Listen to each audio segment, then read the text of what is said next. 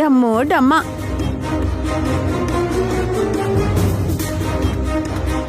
ಅಂಬಾ ಶಿವಶಂಭೋ.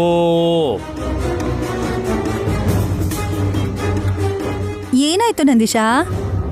ಗಂಧ ಹಚ್ಚುತ್ತಿದ್ದ ದೊಡ್ಡ ಮಾತೆ ಮನಸ್ಸಲ್ಲಿ ಯಾವುದೋ ಗೊಂದಲ ಕಾರ ಹರಿತಾ ಇದೆ ಮಾತೆ.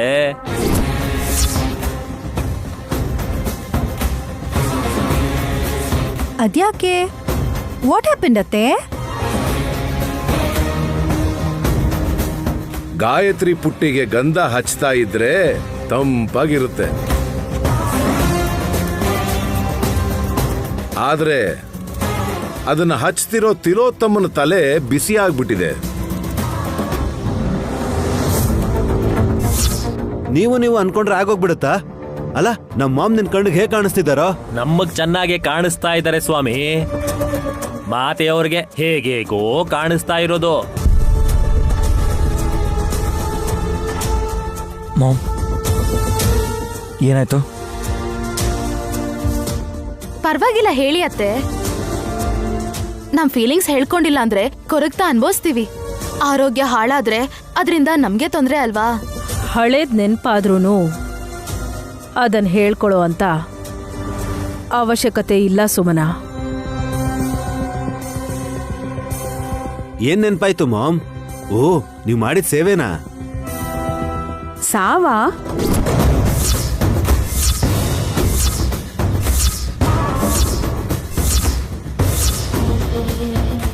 ಸಾವಾ? ಆಹಾ, ಸಾವಿರಾರು ಇರುತ್ತೆ ಅಂತ ಹೇಳಕ್ ಹೋಗಿ ಸಾವು ಅನ್ಬಿಟ್ಟೆ. ಮಾಮ್, ಇನ್ ಸ್ವಲ್ಪ ಗಂಧ ಹಚ್ಚಿ. ವಿಶಾಲ್, ಈ ಗಾಯತ್ರಿ ಯಾರು?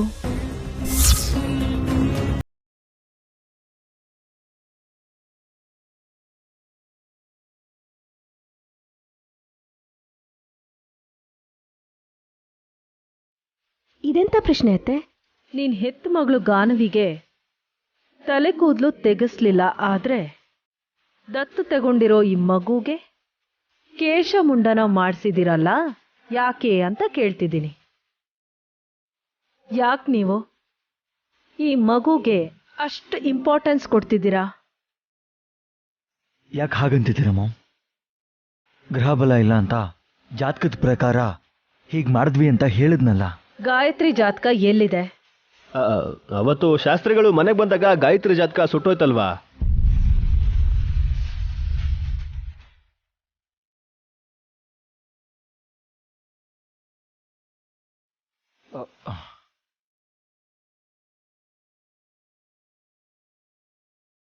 ಒಳಸಂಚು ಮಾಡೋ ತಿಲೋತ್ತಮ ದಾರಿಗೆ ಬಂದ್ ಹಾಗಿದೆ. ತುಂಬಾ ಬುದ್ಧಿವಂತೆ. ಅನುಮಾನಾಸ್ಪದ ಪ್ರಶ್ನೆಗಳು ಅವಳನ್ನ ಕಾಡ್ತಾ ಇದೆ. ಗುರುಗಳ ಕಡೆಗೆ ಯಾಕೆ ನೋಡ್ತಿದ್ಯಾ ಕಂದ? ನಿನ್ನನ್ನ ನಾನು ಕೇಳಿದ್ದು. ಹೌದಲ್ವಾ ಯಜಮಾನ್ರೆ? ಅವತ್ತು ಗಾಯತ್ರಿ ಜಾತಕ ಸುಟ್ಟು ಹೋಗಿದ್ದು ಎಲ್ಲರೂ ನೋಡಿದ್ವಿ. ಈ ವಿವರ ಎಲ್ಲ ನಿಮ್ಗೆ ಗೊತ್ತಾಯ್ತು? ಅಂದ್ರೆ ಶಾಸ್ತ್ರಿಗಳನ್ನ ಪಾಪ ಹುಟ್ಟಿದ ಡೇಟು ಎಲ್ಲ ವಿವರಗಳನ್ನ ಕೇಳಿದೆ. ಹೇಳಿದ್ರು. ಯಾವಾಗ ಹುಟ್ಟಿದ್ದು? ಸೆಪ್ಟೆಂಬರ್ 1ನೇ ತಾರೀಕು.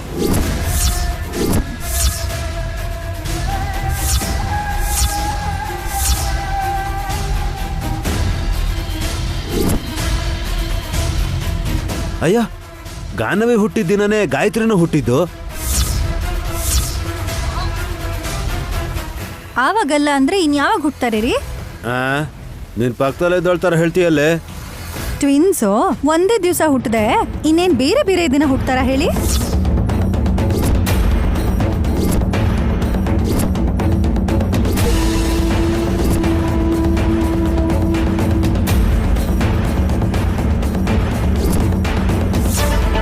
ಟ್ವಿನ್ಸ್ ಅಂದ್ರೆ ಏನತ್ಗೆ? ಇದೇನು ಬಾಯಿ ಬಿಟ್ಬಿಟ್ನಲ್ಲ ನಾನು? ಗಾಯತ್ರಿನ ನಮ್ಮ ಅಕ್ಕನೇ ಹೆತ್ತಂಗ್ ಮಾತಾಡ್ತೀಯಲ್ಲ ಅಕ್ಕ? ಅದೇ ಲೆಕ್ಕ. ಯಾರೋ ಎತ್ಕೊಂಡು ಹೋಗಿದ್ ಪಾಪುನೇ ಗಾಯತ್ರಿ ಅತ್ತೆ ಅಂತ ಅನ್ಕೊಂಡ್ವಾ ಇಲ್ವಾ? ಅನ್ಕೊಂಡಿದೀನಿ. ಅದೇ ದಿನ ಹುಟ್ಟಿರೋ ಈ ಗಾಯತ್ರಿಗೆ ಅತ್ತೆ ಹೆಸರೇ ಇರೋದಕ್ಕೆ ಒಂದೇ ತಾಯಿ ಹೊಟ್ಟೆಲ್ ಹುಟ್ಟದೇ ಇದ್ರು ಒಂದೇ ದಿನ ಹುಟ್ಟಿರೋದ್ರಿಂದ ಟ್ವಿನ್ಸ್ ಅಲ್ದೆ ಹೋದ್ರು ಒಂದೇ ಟೈಮಲ್ಲಿ ಹುಟ್ಟಿದ್ದಾರೆ ಅನ್ಕೊಂಡು ಒಂದೇ ಬರ್ತ್ಡೇ ಪಾರ್ಟಿ ಮಾಡಿ ಒಂದೇ ಬರ್ತ್ಡೇ ಕೇಕ್ ದೊಡ್ಡದನ್ನ ತರಿಸ್ಬಿಟ್ಟು ಪಚ ಪಚ ಅಂತ ಕಟ್ ಮಾಡಿ ಎಲ್ರ ಬಾಯಿಲಿ ತುರುಕಿ ಪಚ ಪಚ ಅಂತ ಸೌಂಡ್ ಮಾಡ್ಕೊಂಡು ತಿನ್ನೋ ಹಾಗೆ ಮಾಡಿದ್ರೆ ಎಷ್ಟು ಚೆನ್ನಾಗಿರತ್ತಲ್ಲ ಅಂತ ನಾನ್ ಹೀಗ್ ಅನ್ಕೊಂಡು ಈ ತರ ಹೇಳ್ದೆ. ಅದ್ರಲ್ಲಿ ತಪ್ಪೇನು? ಅದೇ ಏಯ್ ಸುಮ್ನೆರ. ಹುಚ್ಚುಚ್ಚಾಗಿ ಮಾತಾಡ್ಬೇಡ ಹಾಸಿನಿ. ಈ ಗಾಯತ್ರಿನೇ ಬೇರೆ, ಆ ಗಾಯತ್ರಿನೇ ಬೇರೆ. ಇಬ್ರು ಒಬ್ರೇ ಆಗಿದ್ದಿದ್ರೆ ನಾವೆಲ್ಲರೂ ನಡ್ಕೋತಿದ್ದ ರೀತಿನೇ ಬೇರೆ. ಇವಾಗಂತೂ ಆಗಿಲ್ವಲ್ಲಮ್ಮ. ಆಗಿರ್ಬಾರ್ದು. ಇಲ್ಲ ಬಿಡಮ್ಮ, ಆದ್ರೆ ನೀನ್ ಸುಮ್ನಿರ್ತ್ಯಾ? ನನ್ ಮೊಮ್ಮಗು ಅಂತ ಎತ್ತಿ ಮುದ್ದಾಡಿ ಕೆನ್ನೆ ಕಂದ್ ಹೋಗೋ ಹಾಗೆ ಮಾಡ್ತೀಯ.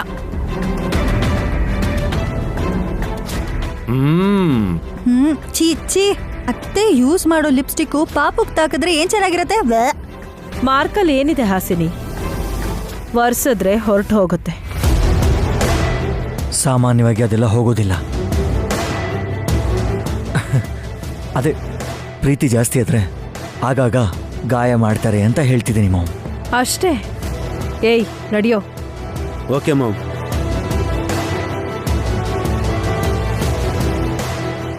ಆಷಾಢದಲ್ಲಿ ಒಳ್ಳೆ ದಿನಗಳಿರಲ್ಲ.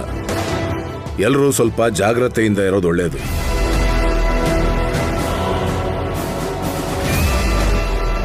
ಚಿತ್ತ ಗುರುವರ್ಯ.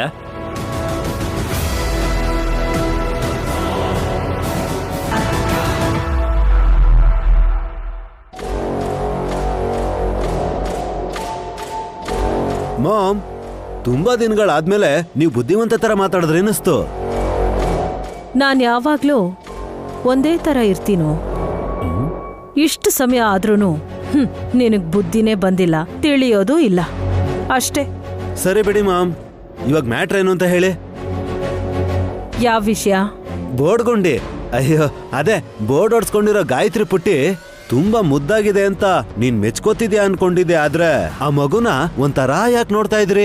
ಆ ಮಗು ನೆತ್ತಿ ಮೇಲೆ ಅರ್ಧಚಂದ್ರಾಕಾರದ ಮಚ್ಚೆನ ನೋಡಿದ ತಕ್ಷಣ ನನ್ನನ್ನು ನಾನು ಮರ್ತು ಹೋದೆವಲ್ಲವಾ.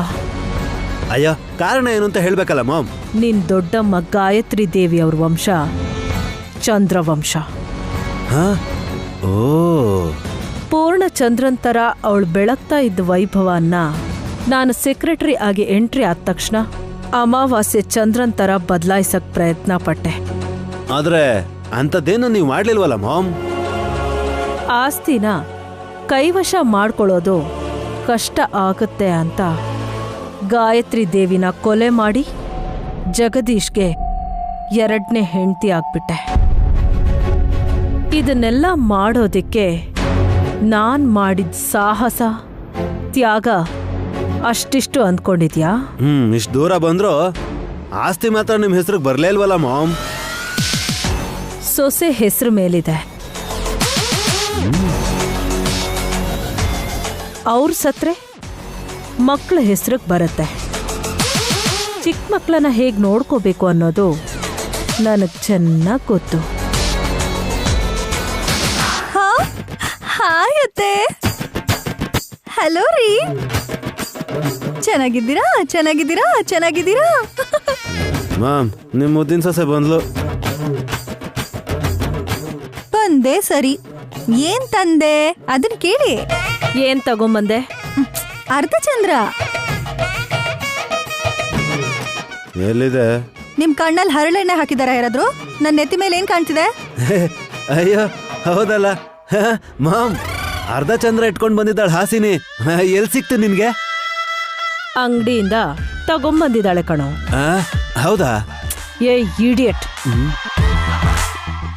ಅವಳು ತಲೆ ಕೆಟ್ಟೋಳು. ನಮ್ ತಲೆ ಕೆಡ್ಸೋದಿಕ್ಕೆ ಜುಟ್ಟಕ್ ಸಿಕ್ಕಿಸ್ಕೊಂಡ್ ಬಂದಿದ್ದಾಳೆ. ಅದೇ ಹೇಗ್ ಚುಚ್ಕೊಂಡಿದ್ದಾಳೆ ಅಂತ ನೋಡ್ತಾ ಇದ್ದೀನಿ. ಹಾ, ಏಯ್ ಏಯ್ ಏಯ್ ಮಾಮ್ ಅಂತೀರಾ ಅಲ್ವೇನ್ರಿ ನೀವು? ಏಯ್ ನಿಲ್ಸೆ. ಏನ್ ಹಾಕ್ ಚುಚ್ಚುತ್ತೀಯಾ? ಇನ್ ಹೇಗ್ ಚುಚ್ಚಬೇಕಿತ್ತು?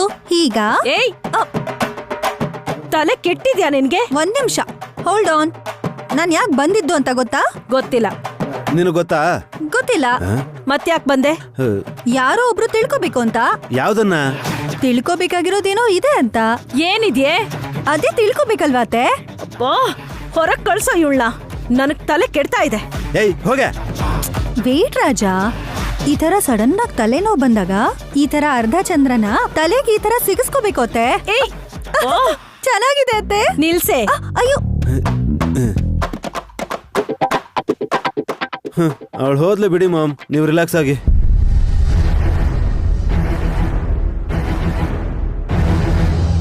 ನೀವು ಗಾಯತ್ರಿ ಪುಟ್ಟಿ ತಲೆ ಮೇಲಿರೋ ಮಚ್ಚೆ ಬಗ್ಗೆ ಡಿಸ್ಕಸ್ ಮಾಡಬಾರ್ದು ಅಂತಾನೆ ಈ ತರ ಬಂದು ಡಿಸ್ಟರ್ಬ್ ಮಾಡಿದೆ.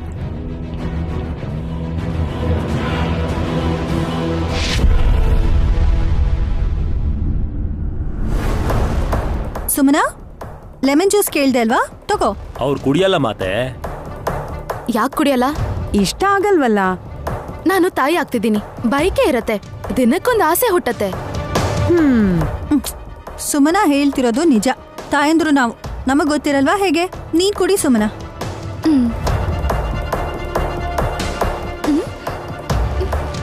ಸಕ್ಕರೆ ಹಾಕಿಲ್ವಕ್ಕ? ಹುಳ್ಳಗಿದೆ. ಹಾ, ಹಾಕಿದ್ದಲ್ಲ. ಗಾನವಿ ಕೂಡ ಕುಡಿದ್ಲಲ್ಲ. ಗಾನವಿ ಕುಡಿದ್ಲಾ? ಲೆಮನ್ ಜ್ಯೂಸ್ನ ಕೈಯಲ್ಲಿ ಇಟ್ಕೊಂಡು ತಗೊಂಡ್ ಬರ್ತಿರ್ಬೇಕಾದ್ರೆ ನಂಗೂ ಸ್ವಲ್ಪ ಕುಡ್ಸು ದೊಡ್ಡಮ್ಮ ಅಂತ ಕೈ ಆಡಿಸ್ತಾನೆ ಇದ್ಲು. ಪುಟ್ಟ ಮಗು ಬೇಕು ಅಂತ ಆಸೆ ಪಡ್ತಿದ್ರೆ ಬೇಡ ಅನ್ನೋದು ಯಾಕೆ ಅಂತ 2 ಹನಿ ಕುಡ್ಸೇ ಬಿಟ್ಟೆ. ಚೀಚಿ, ಇವಳೆಂಜಲ್ನ ನಾನ್ ಕುಡಿಬೇಕಾ? ನನ್ಗಿಷ್ಟ ಆಗಲ್ಲ.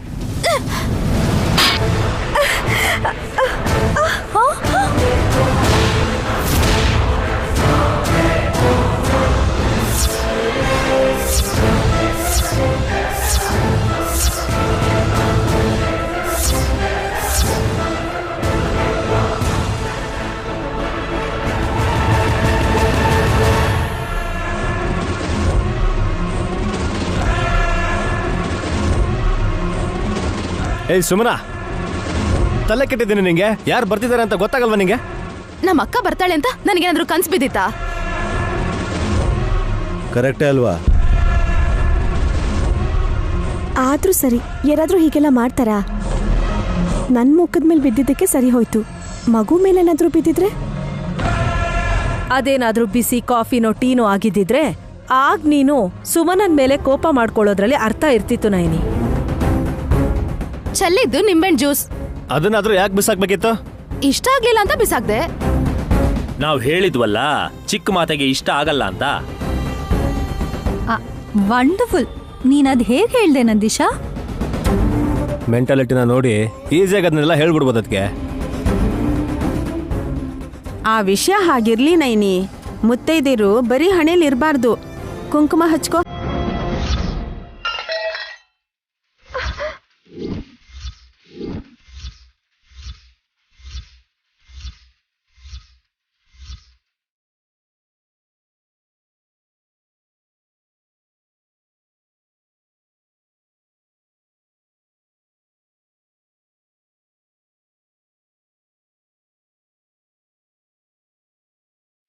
ಶಿವ ಶಿವ, ಇದೇನ್ ಹೀಗಾಗೋಯ್ತು ನೈನಿ? ಕುಂಕುಮ ಕೆಳಗ್ ಬಿದ್ದೋದ್ರೆ ಅಪಶಕ್ನ ಅಲ್ವಾ?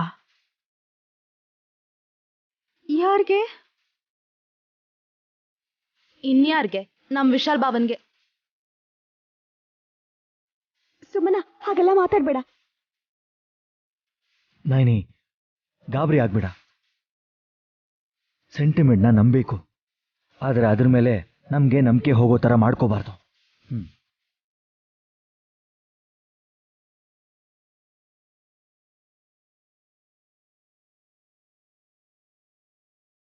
ಇದರಲ್ಲಿ ಇನ್ ಸ್ವಲ್ಪ ಕುಂಕುಮ ಮಿಕ್ಕಿದೆ.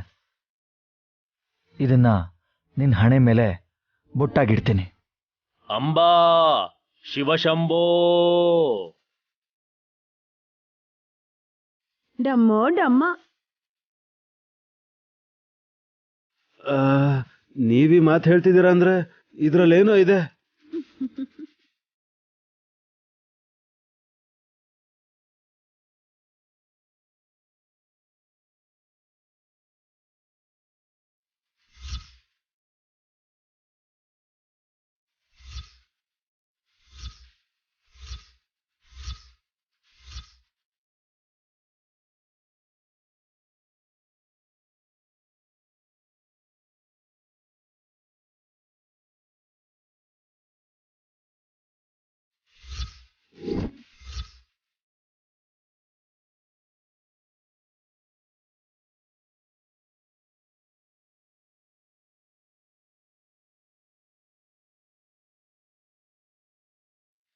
ಆಶ್ಚರ್ಯ ಆಗ್ತಿದೆಯಲ್ಲ.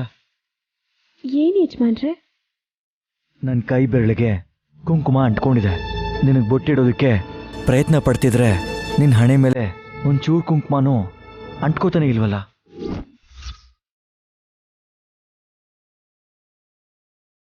ಅಂಟುಕೊಳ್ಳಲ್ಲ ವಿಶಾಲ.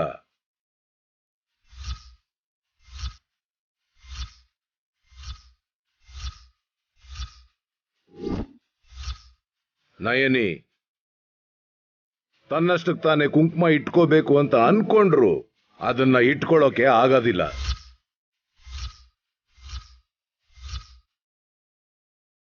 ಅದೇನ್ ಸ್ವಾಮೀಜಿ, ಕುಂಕುಮದ ಬಟ್ಲನ್ನ ಗೊತ್ತಾಗದೆ ಕೈ ಜಾರಿ ಬೀಳ್ಸ್ಕೊಂಡಿದ್ದಕ್ಕೆ ಇಷ್ಟು ದೊಡ್ಡ ಶಿಕ್ಷೆ ಕೊಡ್ತೀರಾ? ಹೇಳದ್ನಲ್ಲ ನಯನಿ, ಆಷಾಢದಲ್ಲಿ ಎಲ್ರೂ ತುಂಬಾ ಹುಷಾರಾಗಿರ್ಬೇಕು ಅಂತ. ಕುಂಕುಮ ಇಲ್ಲ ಅಂದ್ರೆ ನಮ್ಮ ಅಕ್ಕ ಚೆನ್ನಾಗಿ ಕಾಣಿಸಲ್ಲ ಸ್ವಾಮೀಜಿ. ನಿನ್ನಿಂದಲೇ ಇದೆಲ್ಲ ಆಗಿದ್ದು. ನಾನೇನ್ ಕುಂಕುಮ ಮೇಲೆ ಎರಚಲಿಲ್ವಲ್ಲ. ಮುಖದ ಮೇಲೆ ನಿಂಬೆ ರಸ ಬೀಳೋ ಹಾಗೆ ಮಾಡಿದ್ಯಲ್ಲ ಸುಮ್ನಾ. ಅದಕ್ಕೆ ಕುಂಕುಮ ಅಳಿಸೋಯ್ತು ಅಂತ ಅನ್ಕೊಂಡ್ರು ನಯನಿ ಹಣೆ ಬರದಲ್ಲಿ ಇನ್ನು ಕುಂಕುಮ ಹಚ್ಕೊಳ್ಳೋ ಅವಕಾಶನೇ ಇಲ್ವೇನೋ.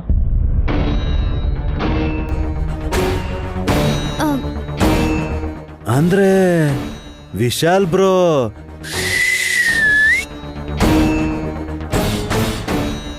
ಬಾಯಿ ಮುಚ್ತೀರಾ? ವಿಸಿಲ್ ಹೊಡಿತಿದ್ದೀರಲ್ಲ, ನಿಮ್ ಬಾಯಲ್ಲಿ ಸೊಳ್ಳೆ ಹೊಟ್ಟೋಗುತ್ತೆ ಅಂತ ಹೇಳ್ದಿರಿ. ಸ್ವಾಮೀಜಿ, ನನಗೇನೋ ಆಗುತ್ತೆ ಅನ್ನೋ ಭಯ ಇಲ್ಲ. ಆದ್ರೆ ನೈನಿ ಗಾಬರಿ ಆದ್ರೆ ನಾನು ನೋಡಕ್ಕಾಗಲ್ಲ. ಪರಿಹಾರ ನೀವೇ ಹೇಳಬೇಕು. ಹೇಳ್ತೀನಿ ವಿಶಾಲ, ಆದ್ರೆ ಪರಿಹಾರ ಸಿಕ್ಬೇಕಾದ್ರೆ ಚಿತ್ರ ವಿಚಿತ್ರ ಘಟನೆಗಳು ಸಂಭವಿಸಬಹುದು. ಚಿತ್ರ ವಿಚಿತ್ರನ ನಿರ್ಲಕ್ಷ್ಯ ಮಾಡಿದ್ರೆ ಆಪತ್ತು ಕೂಡ ಸಂಭವಿಸಬಹುದು. ಆ ಎಚ್ಚರಿಕೆನ ನಾವು ತಗೊಳ್ತೀವಿ ಗುರುಗಳೇ. ಈಗ ನೀವು ನಮ್ಮ ವಿಜ್ಞಾಪನೆ ಕೇಳಿಸ್ಕೊಂಡು ನನ್ನ ತಂಗಿ ನೈನಿ ಹಣೆ ಮೇಲೆ ಕುಂಕುಮ ಇಡೋ ಪರಿಹಾರ ಕೊಡಿ. ಖಂಡಿತವಾಗ್ಲು ತಾಯಿ.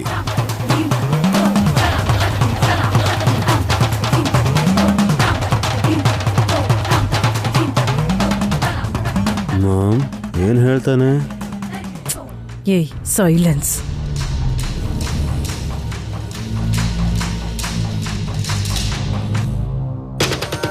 ಹೇಳಿ ಸ್ವಾಮೀಜಿ. ನಯನಿ ಹಣೆಯಲ್ಲಿ ಕುಂಕುಮ ಅಂಟ್ಕೋಬೇಕು ಅಂದ್ರೆ ನಿನ್ನ ಹೊಟ್ಟೆಯಲ್ಲಿ ಹುಟ್ಟೋ ಮಗುಗೆ ಜನ್ಮ ಕೊಟ್ಟವರ ರಕ್ತನ ಅವಳ ಹಣೆಗೆ ಇಡಬೇಕು.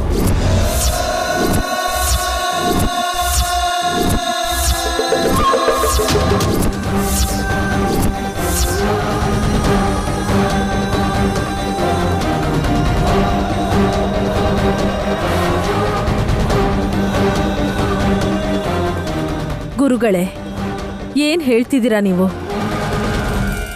ಸುಮನ ನನ್ ಚಿಕ್ಕ ಸೊಸೆ, ವಿಕ್ರಾಂತ್ ನನ್ ಚಿಕ್ಕ ಮಗ.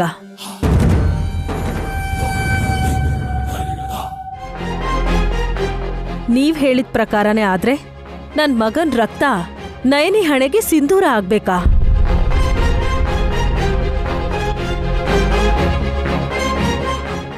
ಅರ್ಥ ಆಗದಿರೋ ತರ ಏನೇನೋ ಮಾತಾಡ್ತಾ ಇದಾರೆ ಮಾಮ್. ವಯಸ್ಸಾಯ್ತಲ್ವಾ, ಅದಕ್ಕೆ ಏನೇನೋ ಹೇಳ್ತಾ ಇದಾರೆ. ವಲ್ಲಭ, ನಿನ್ಗೇನ್ ಗೊತ್ತು ಅಂತ ಮಾತಾಡ್ತಿದ್ಯಾ?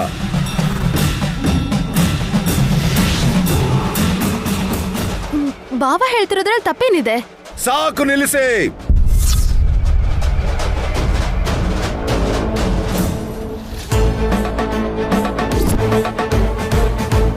ಗುರುಗಳು ಶಾಂತವಾಗಿರ್ಬೇಕು. ನಿಮ್ಮ ಮಾತಿನ ಅಂತರಾರ್ಥ ಅರ್ಥ ಆಗದೆ ಇರೋದ್ರಿಂದ ಇವರೆಲ್ಲ ಈ ತರ ಆಡ್ತಿದ್ದಾರೆ. ಹೌದು ಗುರುಗಳೇ, ಈ ಜನ್ಮಕ್ಕೆ ಹಳೆ ರಹಸ್ಯ ಗೊತ್ತಿಲ್ಲದೆ ಇರೋದ್ರಿಂದ ಗೊಂದಲ ಆಗೋದು ಸಹಜ ಅಲ್ವಾ? ಅದು ನಿಜಾನೇ. ನಾಳೆ ಒಳಗಾದ್ರೂ ಇವ್ರಿಗೆ ಅರ್ಥ ಆದ್ರೆ ಚೆನ್ನಾಗಿರುತ್ತೆ. ಏನೂ ಅರ್ಥ ಆಗ್ತಿಲ್ವಲ್ಲ ಸ್ವಾಮೀಜಿ. ದೊಡ್ಡವ್ರ ಮಾತಲ್ಲಿ ಒಂದು ಒಳ ಅರ್ಥ ಇದ್ದೇ ಇರುತ್ತೆ. ಅಜ್ಞಾನಿಗಳಾದ ನಾವು ಏನೇನೋ ಮಾತಾಡಿದ್ರೆ ಕ್ಷಮಿಸೋ ಮನಸ್ಸು ನಿಮಗಿದೆ ಅಂತ ನಂಬಿಕೆ ಹೇಳ್ತಾ ಇದ್ದೀನಿ. ವಿಶಾಲ್ ಯಜಮಾನ್ರಿಗೆ ಯಾವುದೇ ರೀತಿ ಅಪಾಯ ಆಗ್ಬಾರ್ದು.